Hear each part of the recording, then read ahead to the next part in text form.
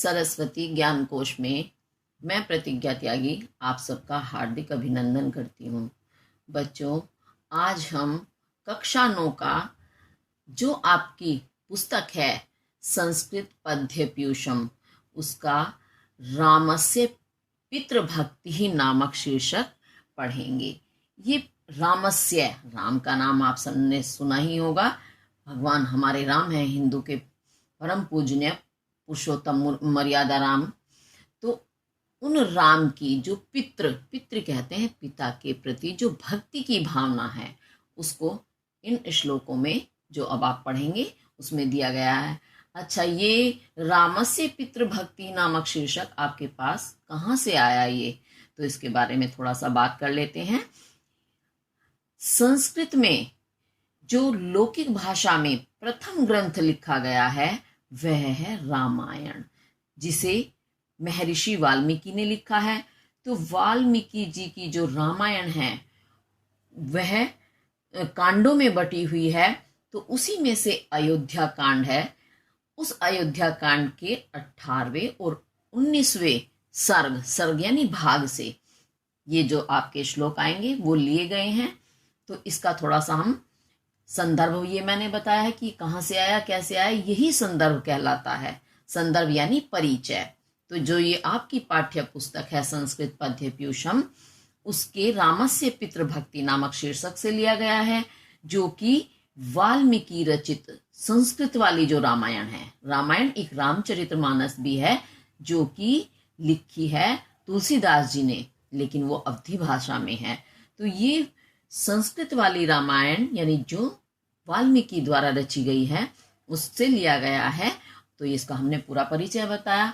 अब इसमें है क्या, यानी हमें बताना होता है कि ये श्लोक जो हम पढ़ रहे हैं, कोई भी गद्य खंड है, पद्य खंड है, तो इसमें हमारे सामने जो प्रस्तुत हुआ है ये कहाँ से आया, क्या इसका मतलब है, ये तो हो गया, लेकिन इसमें है क्या, हम इसे क्यों पढ़ रहे हैं, तो वो उसी पद्य के अंतर्गत जो बातें हैं वही प्रसंग कहलानी है, यानी कहलाती हैं कि उसके अंदर जो ये लिखा गया। तो इसमें क्या है, जब राम का राज्याभिषेक होने की तैयारी चल रही थी, उसी समय उनकी माता कैकेयी, जो कभी उन्होंने युद्ध में अपने पति राजा दशरथ की सहायता की थी, और वहां पर सहायता करने के कारण राजा दशरथ कैकेयी से बहुत प्रसन्न हुए और उन्होंने उनसे कहा कि तुम मुझसे कोई भी 2 वर मांग लो।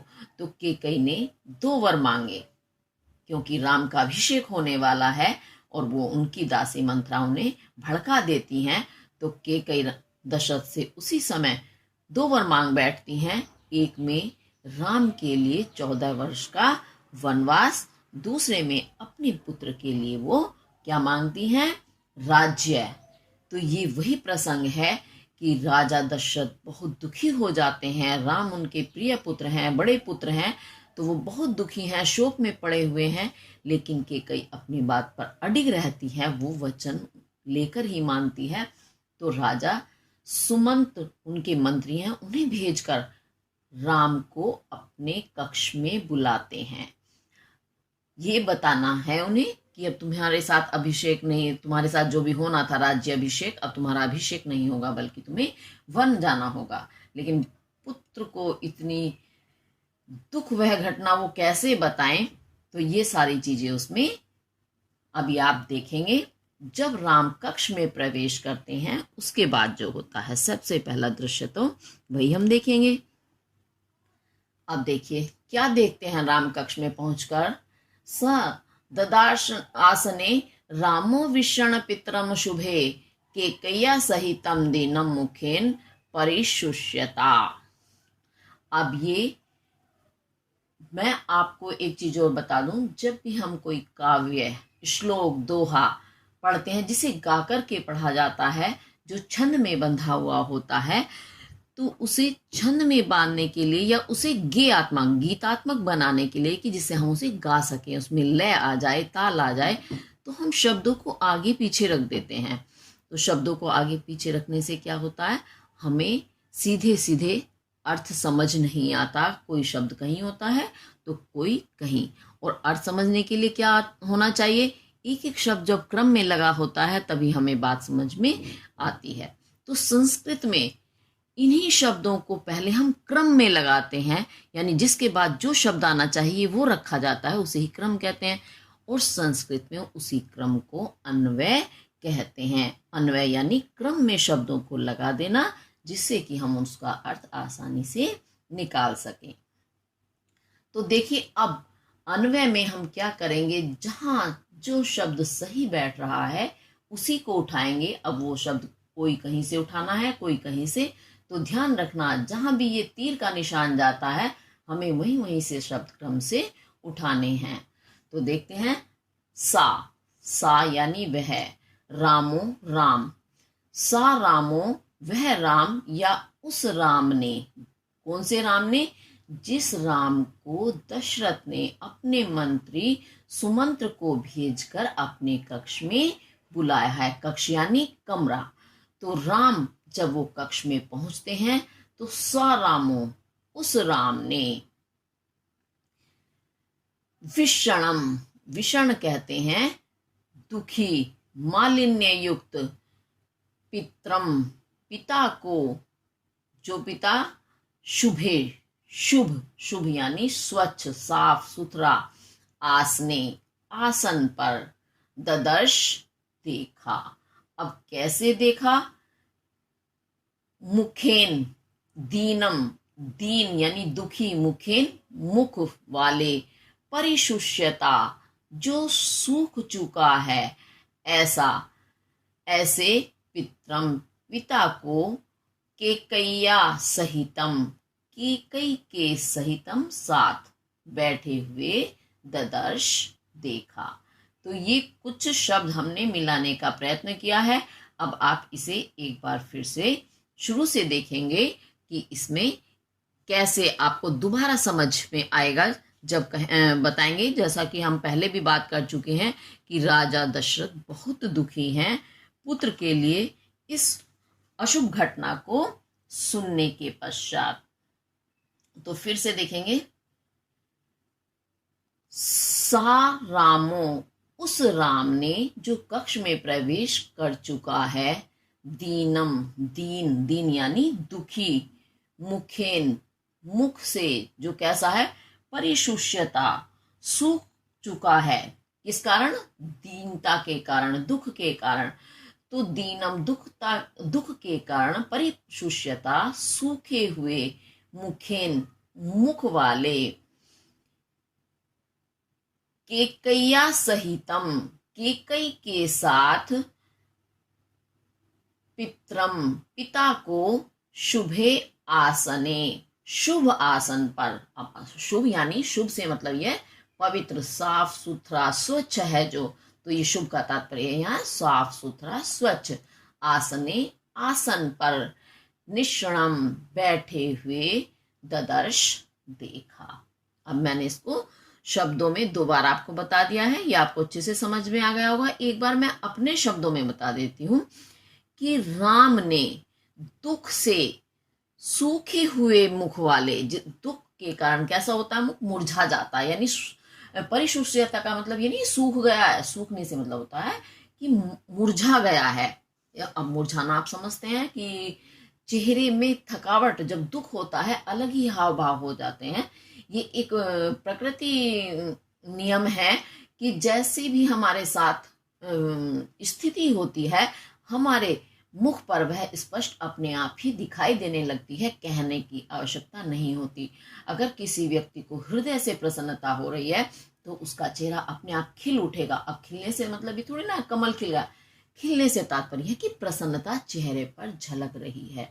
जब कोई दुख होता है तो उसे कहने की आवश्यकता नहीं मुझे दुख हो रहा है, बल्कि उसका चेहरा बता देता है। वो चेहरे पर शिकन आ जाती है और चेहरे पर दुख के भाव अलग दिखाई देने लगते हैं। तो ऐसे ही दुख उनके मुख पर है पुत्र के लिए, वियोग की बात सुन करके कि मेरा पुत्र 14 वर्ष के लिए वनवास जाएगा। तो इसी कारण वे दीनम दुखी हैं, और परिशुष्यता मुखेन सूखे मुख से, यानी सूखे मुरझाए हुए मुख से, दुख के कारण जो मलिन हो गया है ऐसे चेहरे वाले वो, शुभ्र आसने सफेद आसन पर, सफेद भी कह सकते हैं हम, शुभ, स्वच्छ, साफ सुथरा, पवित्र, ऐसे आसन पर पितरम पिता को विश्राम बैठे हुए सा रामो उस राम ने ददर्श देखा। और कैसे देखा? केकैया सहितम, यानी केकई भी उनके साथ विराजमान है। दुख से उनका चेहरा मलिन हो गया है, साथ में केकई बैठी हुई है और वो आसन पर बड़े ही दुखद अवस्था में बैठे हुए हैं। अब ये आपको समझ आ गया होगा। अगर किसी वजह से समझ नहीं आता है तो आप कमेंट करके अवश्य पूछें। चलिए अब आगे देखते हैं और क्या हुआ फिर उसके बाद। सह पितुश्चरणौ पूर्वम अभिवाद्य विनीतवत ततो वंदे चरणौ केकय्या सुसमाहितः। सा उसने यानी राम ने, उस राम ने पूर्वम पहले, विनीतवत, विनीत कहते हैं विनम्रता से, वत युक्त होकर, यानी विनम्रता के साथ, पितुश्चरणौ इसे विच्छेद करेंगे तो बन जाएगा पितुहु। ये जो शाह है ये विसर्ग संधि है तो यह शाह का विसर्ग बन जाएगा तो हो जाएगा पितुहु जमा चरणौ। तो पितुहु पिता के चरणौ। अब चरणौ शब्द जो देखेंगे आप ये द्विवचन का है, यानी दो चरण, दो ही होते हैं, चरण यानी पैर। तो पिता के चरणों, चरणों में अभिवाद्य, अभिवादन करके, अभिवादन यानी प्रणाम करके, चरण स्पर्श के साथ। ऐसे नहीं है कि हाथ दिखाने के लिए दूर से हाथ जोड़ दिए। ये पूर्वम अभिवाद्य है, इसे विच्छेद करेंगे तो शब्द बन जाएगा पूर्वन जमा अभिवाद्य। फिर ततौ, तब यानी उसके बाद, पहले पिता के चरणों में बड़ी विनम्रता के साथ उन्होंने प्रणाम किया।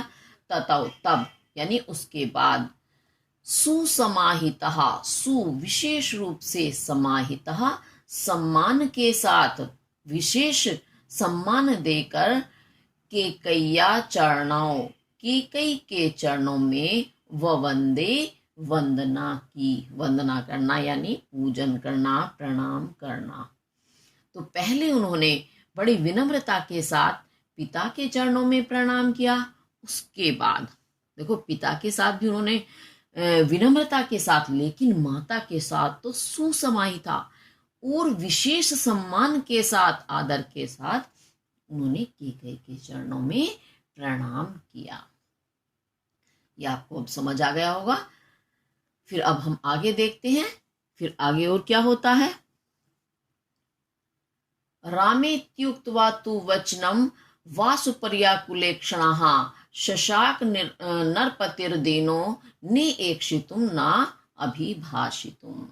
तो देखो अभी जो आपने पहले के श्लोकों में पढ़ा कि ये हमारी संस्कृति का नियम है, ये एक मर्यादा, सभ्यता की बात है कि हम पहली बार दिन के आरंभ में जब किसी भी सम्मानित व्यक्ति के पास, बुजुर्गों के पास, गुरुजनों के पास जाते हैं तो हम पहले उनका अभिवादन करते हैं। जैसा कि आप लोग भी करते हैं कि जब भी सुबह उठते हैं तो माता पिता, दादा दादी, घर में जितने बड़े होते हैं सबको उठ करके नमस्ते करते हैं। लड़कों के लिए पैर छूने का नियम है। अब हिंदुओं में लड़कियों को तो है नहीं नियम पैर छूने का, लेकिन वो हाथ जोड़ करके नमस्ते करना, तो यही अभिवादन है। तो ये हमारी सभ्यता का प्रतीक है और यही बता देता है कि जब बच्चे इस तरह से अभिवादन करते हैं अपने बड़ों का कि कितने सभ्य बच्चे हैं, कैसे संस्कार इन बच्चों को मिल रहे हैं। तो देखो राम ने, जो कि राजकुमार हैं, उन्होंने पहले पिता के चरणों में प्रणाम किया, फिर माता के चरणों में किया। अब उसके बाद क्या हुआ, रामेत्युक्त्वा, इसे विच्छेद करेंगे तो होगा राम जमा इति जमा उक्त्वा।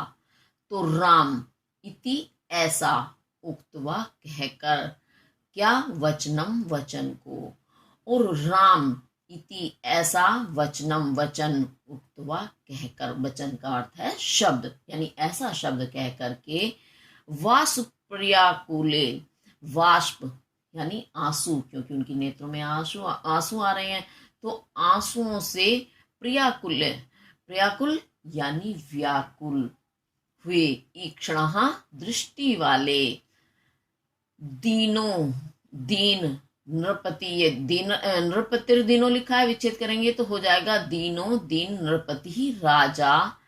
ना नेक्षितुम, तो इसे भी विच्छेद करेंगे तो ना जमा इक्षितुम, तो ना नहीं, इक्षितुम देखने में, ना अभिभाषितुम और ना ही अभिभाषितुम बोलने में शशाक समर्थ हुए। फिर क्या हुआ, जैसे ही राम ने प्रणाम किया, उन्होंने राम की तरफ देखा तो उनके मुख से मात्र एक ही वचन या एक ही शब्द निकला, राम। बस इतना तो वो बोल पाए और उनकी उससे ज्यादा वो कुछ बोल नहीं पाए।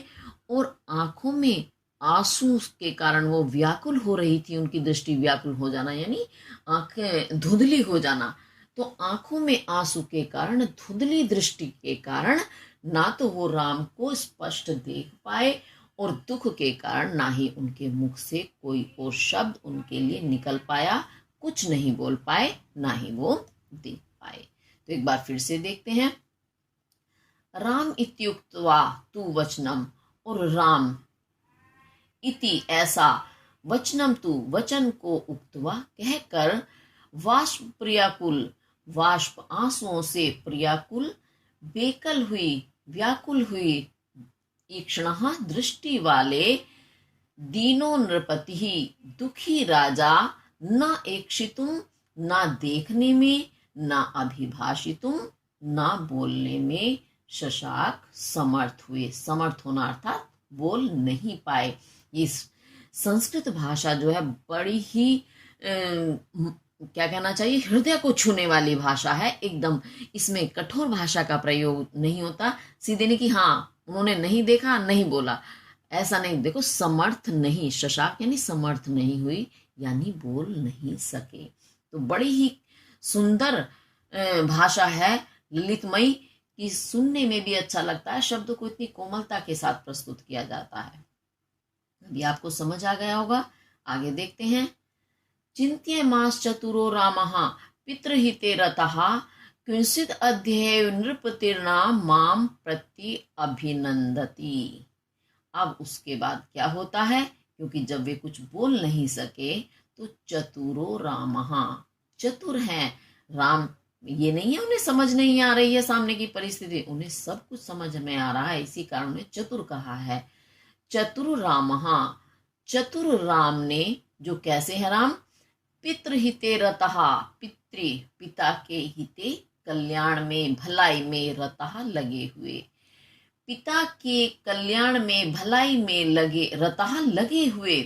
चतुरो रामः, चतुर राम ने, चिंत्यमास चिंतन किया, चिंतन करना अर्थात सोचना, अपने मन में उन्होंने सोचा, विचार किया कि क्विंसित किस लिए, अध्यय, जब आप इसे विच्छेद करेंगे तो हो जाएगा किंसित जमा अध्यय, तो किंसित किस लिए, अध्यय आज एव ही, किस लिए आज ही, नृपति ही राजा ना नहीं, माम मेरा, प्रत्यभिनंदति प्रत्यभिवादन कर रहे हैं। प्रत्यभिवादन क्या होता है, प्रति जमा अभिनंदति, प्रति यानी जैसे हमने प्रणाम किया, तो प्रति यानी बदले में।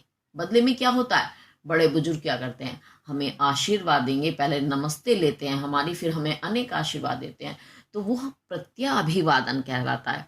हमने अभिवादन किया, उन्होंने हमारा प्रत्याभिवादन किया, यानी प्रणाम स्वीकार करके हमें आशीष जो दिए जाते हैं वो प्रत्याभिवादन कहलाता है।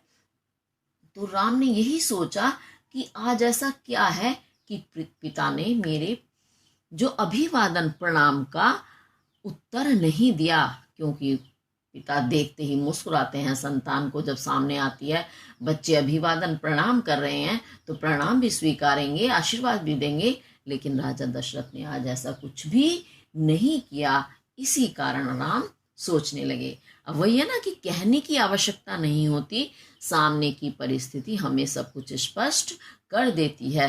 तो देखते ही राम को समझ में आ गया कि कुछ विशेष बात है जो पिता का व्यवहार इस तरह से आज बदला हुआ दिखाई दे रहा है।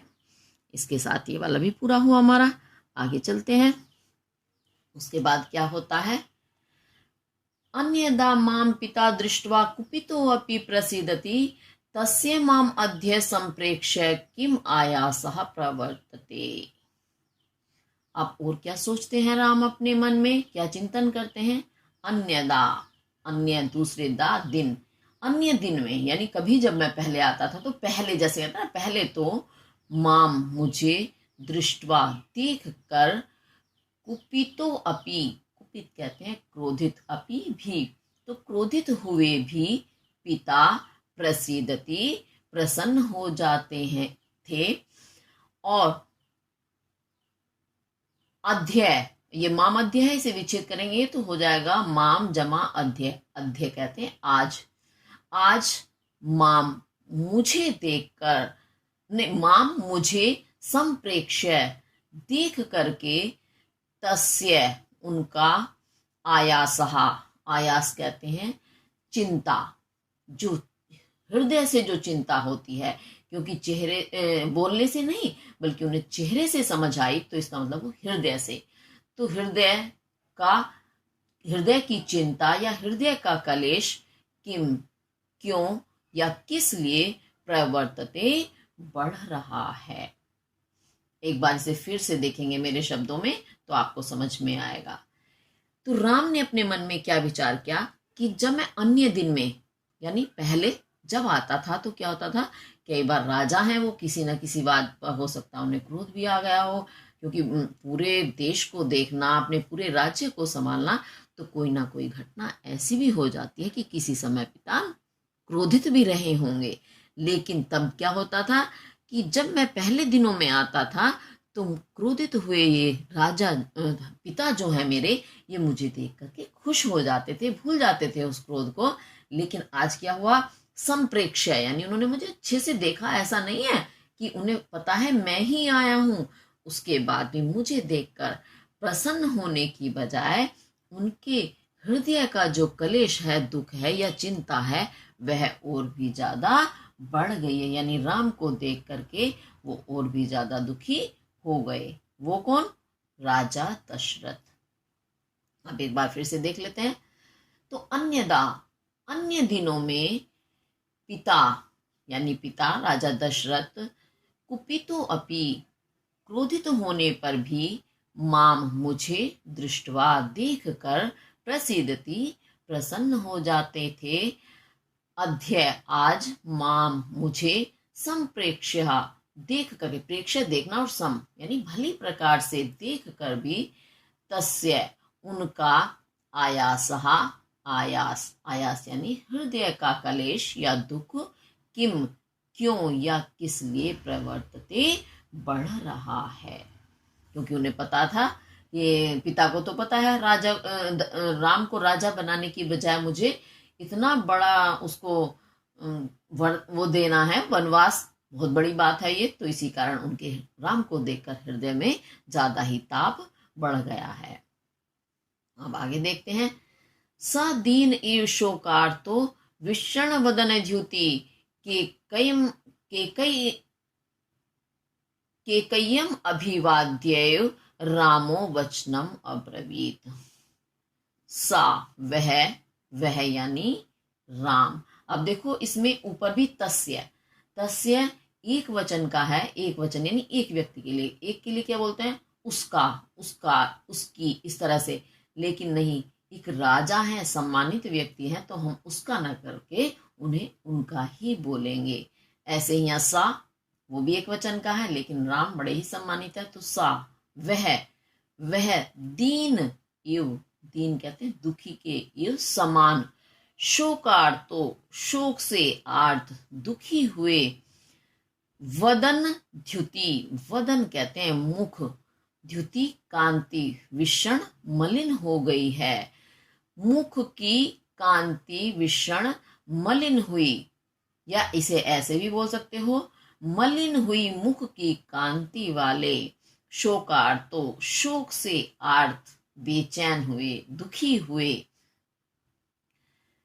रामो राम ने, केकय्यम केकई को, अभिवाद्य एव अभिवादन करते एव ही, वचनम वचन या बात अब्रवीत, कही या बोली।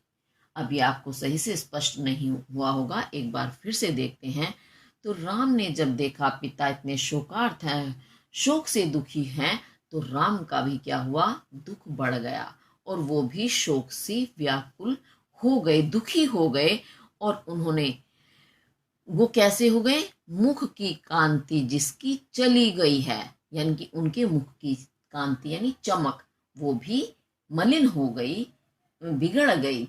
ऐसे उन राम ने केकई का अभिवादन करते ही बोला, ये वचन बोला। क्या वचन बोला वो आगे वाले श्लोक में देखेंगे।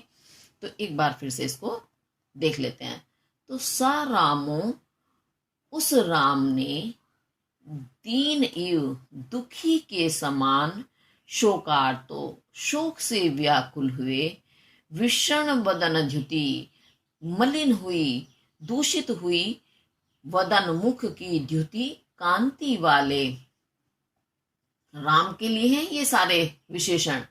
केकय्यम अभिवाद्येव, केकई का अभिवादन यानी प्रणाम करते ही, वचनम अब्रवीत, वचन बोला या कहा। अब क्या कहा वो आगे देखते हैं। कच्चिन मया नापराध अपराधम अज्ञानात येन मे पिता कुपितस्तन्मा ममा आचक्षव त्वम एनम प्रसाद्य। अब फिर इसको हम विच्छेद करेंगे। ये कच्चिन मया लिखा है, कच्चित जमा मया, तो कच्चित कोई, मया मेरे द्वारा, अज्ञानात ये से भी विच्छेद करेंगे तो नापराधम अज्ञानात, तो लिखे अज्ञानात यानी अज्ञानवश। अब जो हम जान कर रहे तो वो तो जाना पहचाना वो, और ये ज्ञा जो जिसे आप बोलते हो, ये शब्द जो है, जहां देखो मैंने तीर लगाया है, ये ज्ञा नहीं होता। अधिकतर हम लोग सब इसे अशुद्ध बोलते हैं, ये ज्ञ होता है, ज और य से मिलकर बनता है। तो ये अज्ञानाद इसे हम पढ़ेंगे। तो अज्ञानात जान यानी जानकर, और अज्ञानात अनजाने में। अपराधम अपराध, येन जिससे, में पिता मेरे पिता, कुपितः कुपित कहते हैं क्रोधित हैं, तत्तो मम मुझे, आचक्षव बताओ, त्वम एव तुम ही, एनम इनको, प्रसाद्य प्रसन्न करो। प्रसाद करना, प्रसन्न करना। अब ये हर जगह आपको संधि विच्छेद करना है तो आपको बात सही से समझ आएगी। अब एक बार मैं इसको पहले अपने शब्दों में बता देती हूँ, फिर हम इसमें पढ़ेंगे श्लोक में फिर से, तो आपको अच्छे से समझ आ जाएगा। होता क्या है, अब राम बहुत दुखी हो गए तो उन्होंने पहले पिता को प्रणाम किया था, उसके बाद केकई को प्रणाम किया था, माता को। तो माता को प्रणाम करते ही सारी स्थिति माँ की भांप करके समझ करके उन्होंने क्या कहा कि क्या अज्ञानवश, अनजाने में, मेरे से भी जानबूझकर तो मैं अपराध नहीं करता हूँ, लेकिन अनजाने में ही क्या मैंने कोई ऐसा अपराध कर दिया है कि जिसके कारण पिता मेरे मुझसे क्रोधित हैं, क्योंकि मेरी जब उन्होंने अभिवादन स्वीकार नहीं किया तो वही समझ में आ जाता है। जैसे हम किसी को प्रणाम करते हैं, नमस्ते करते हैं, और वो हमारी नमस्ते ग्रहण ना करे, हमें वही प्रत्यभिवादन ना करे, हमारे नमस्ते का उत्तर ना दे, तो हमें भी बुरा लगता है ना, और हमें भी समझ में भी आ जाता है कि निश्चित रूप से कोई बात होगी आज, इसीलिए नमस्ते नहीं ली गई है।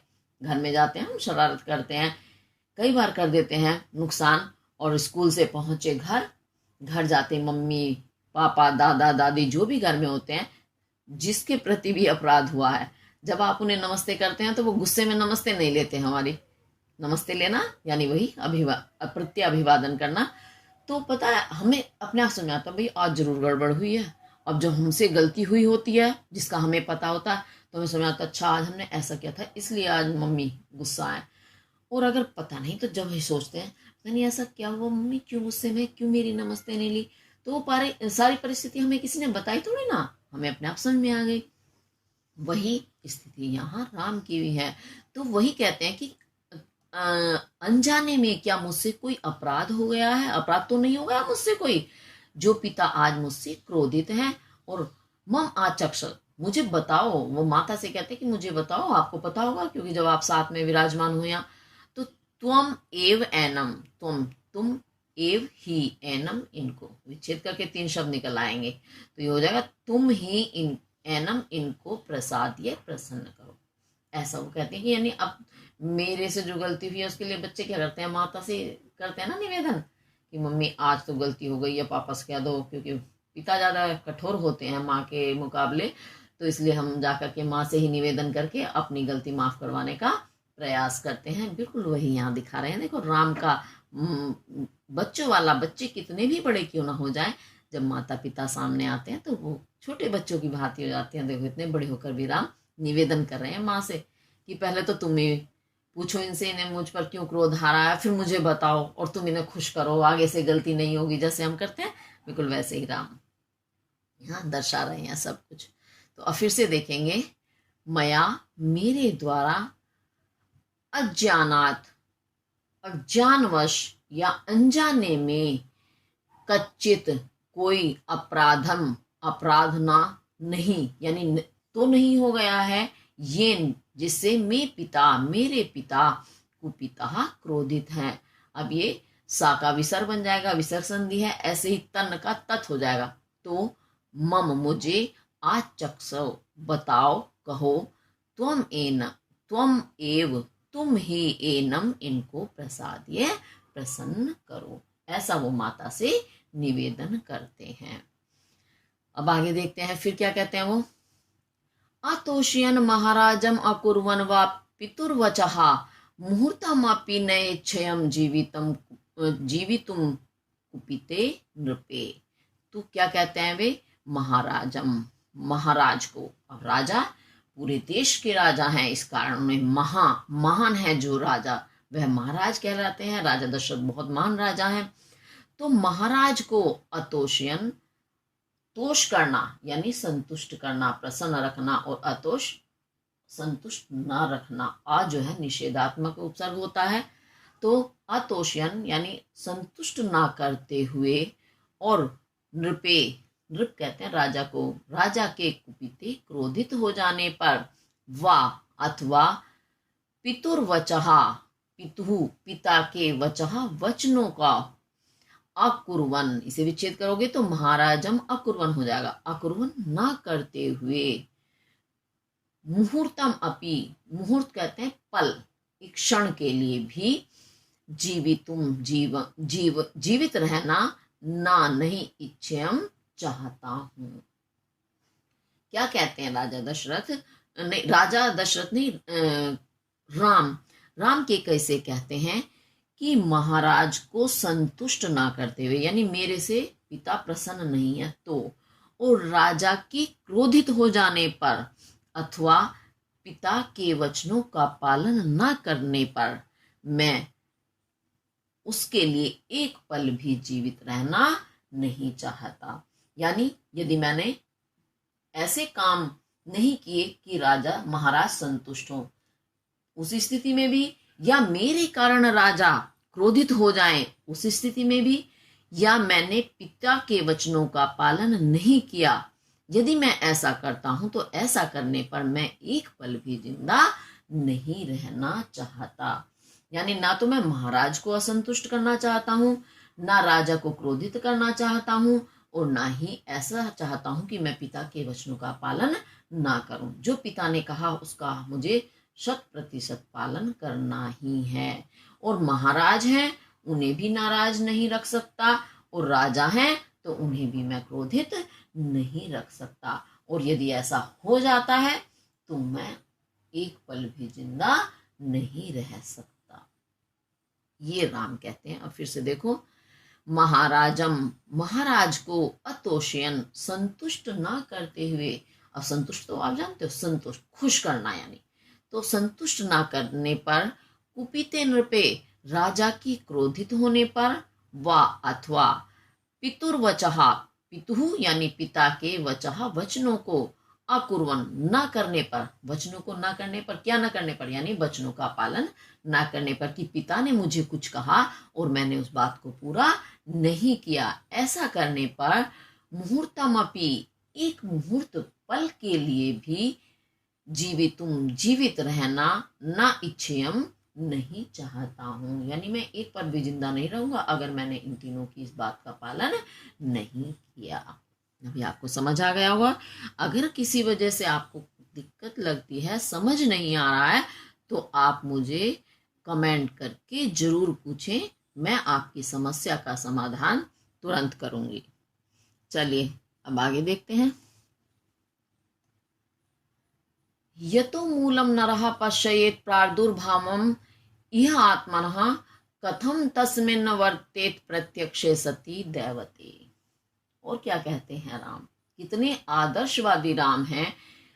इसीलिए तो वो मर्यादा पुरुषोत्तम राम के नाम से जाने जाते हैं। एक आदर्श पुत्र, आदर्श पिता, आदर्श पति, आदर्श राजा, सारा आदर्श रूप राम ने रामायण में प्रस्तुत किया है। तो यहाँ देखिए आदर्श और आदर्श प्रजा भी है, क्योंकि अभी उन्होंने कहा मैं राजा को भी क्रोधित नहीं रखना चाहता और महाराज को भी संतुष्ट नहीं रखना चाहता, तो प्रजा के रूप में भी वो आदर्श रूप में ही उपस्थित हैं। तो क्या कहते हैं राम, अब यहां हम विच्छेद करते हुए चलेंगे। प्रादुर्भावम जमा इह जमा आत्मनः। तो इह का अर्थ होता है यहाँ यानी इस संसार में, इस पृथ्वी पर, नरहा नर यानी मनुष्य, आत्मनः अपना, प्रादुर्भाव यानी उत्पत्ति के, जन्म के, का, यत जो मूल यानी मुख्य कारण, पश्येत देखता है। यह यहाँ इस संसार में नरहा मनुष्य, आत्मनः प्रादुर्भावम अपने प्रादुर्भाव का या अपनी उत्पत्ति का या अपने जन्म का, यत मूल कारणम, यतो मूल कारणम से विच्छेद करेंगे तो यत मूल कारण मूलम हो जाएगा। तो यत जो मूल कारण है, पश्येत देखता है, यानी मूल कहते हैं मुख्य, मूल जड़ को कहते हैं। तो जड़ क्या है, जहां से हमने जन्म लिया, यानी अपनी उत्पत्ति का, अपने इस जन्म का, इस संसार में आने का मूल कारण जो पश्चेत देखता है। फिर इसे करेंगे तस्मिन लिखा है तो विच्छेद करेंगे तस्मिन जमा ना। तो तस्मिन उस दैवते देवता के, प्रत्यक्षे सती प्रत्यक्ष सती होने पर भी, ना नहीं, कथम क्यों, वर्तेत व्यवहार करना चाहिए। अब आपको बिल्कुल भी समझ नहीं आया होगा, अब इसे एक बार मेरे शब्दों में समझ लो। क्या कहते हैं राम कि इस संसार में हमारी उत्पत्ति का, हम इस संसार में अपने आने, उत्पत्ति यानी जन्म का जो कारण क्या देखते हैं, किस कारण हम इस संसार में आए हैं, किसकी वजह से, माता पिता की वजह से आए हैं, उस पिता की वजह से आए हैं।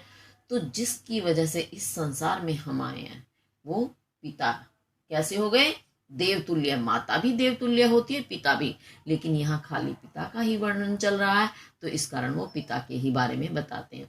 तो इस संसार में हमारी उत्पत्ति का मूल कारण हमें क्या दिखाई देता है, अपने माता पिता दिखाई देते हैं। तो और वही पिता जो हमारा मूल कारण है, वही हमारे सामने प्रत्यक्ष कहते हैं, सामने बिल्कुल साक्षात हमारे सामने प्रस्तुत है। तो उस देवता के, वैसे तो हम बहुत देवों की पूजा करते हैं, लेकिन जो असली देवता हैं उन्हें हम ऐसे ही बेकार समझते हैं, उनका आदर सम्मान नहीं करते, जबकि साक्षात रूप में ये माता पिता ही हमारे देवी देवता हैं। तो उस देवता के सामने होने पर भी हमें उन्हीं के अनुकूल क्यों व्यवहार नहीं करना चाहिए, यानी अवश्य ही करना चाहिए। जैसा माता पिता चाहते हैं वैसा ही हमें व्यवहार करना चाहिए। अब हम ईश्वर को प्रसन्न करने के लिए खूब धूम बत्ती ये वो और देख दिखावा, बाहरी आडंबर करते हैं, जप माला छापा दुनिया भर के, लेकिन साक्षात देवता हमारे सामने हैं, उनका हम अपमान करते हैं, उनकी बात तक नहीं मानते हैं। तो फिर हम कैसे मोक्ष के भागी होंगे, कैसे हमें अच्छा फल मिलेगा, बिल्कुल नहीं मिलेगा।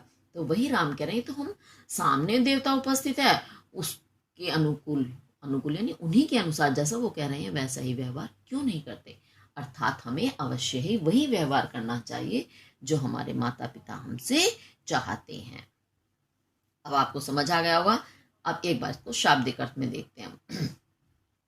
यह यहाँ इस संसार में नरहा मनुष्य आत्मनः प्रादुर्भावम आत्मनः अपने प्रादुर्भावम उत्पत्ति का यतो जो मूल मुख्य कारण पश्चेत देखता है या जानता है, तस्मिन उस दैवते देवता के, देवता है पिता वो, तो उन देवता के प्रत्यक्षे सती प्रत्यक्ष होने पर, प्रत्यक्ष यानी साक्षात सामने उपस्थित होने पर, कथम क्यों ना नहीं वर्तेत व्यवहार करना चाहिए। ठीक है, अब ये आपको समझ आ गया होगा। और व्यवहार करना क्यों नहीं करना चाहिए, अर्थात अवश्य ही करना चाहिए। तो आज मैंने आपको ये रामस्य पितृभक्ति के 9 श्लोक पढ़ाए हैं। इन्हें आप ध्यान से पढ़ेंगे, अच्छे से करेंगे। देखिए आप कितने सौभाग्यशाली हैं। ये संस्कृत रामायण जो कि वाल्मीकि रचित है, ये अच्छे लोगों को, हमारे देश के 90% लोग हैं जिन्हें देखने को भी नहीं मिलती ये पुस्तक। बहुत धार्मिक पवित्र ग्रंथ है हमारा, तो बताओ लोगों के सामने प्रस्तुत नहीं होता।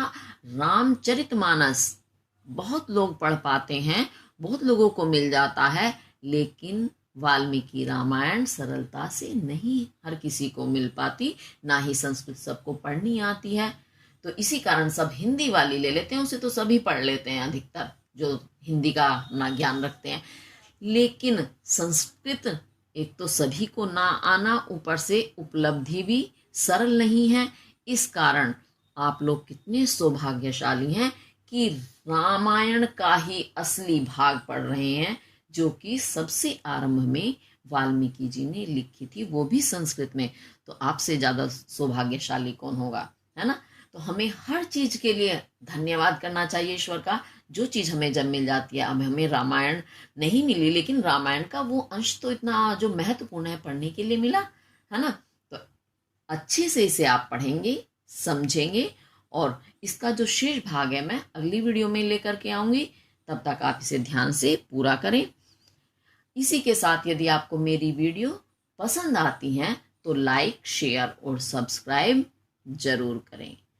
धन्यवाद।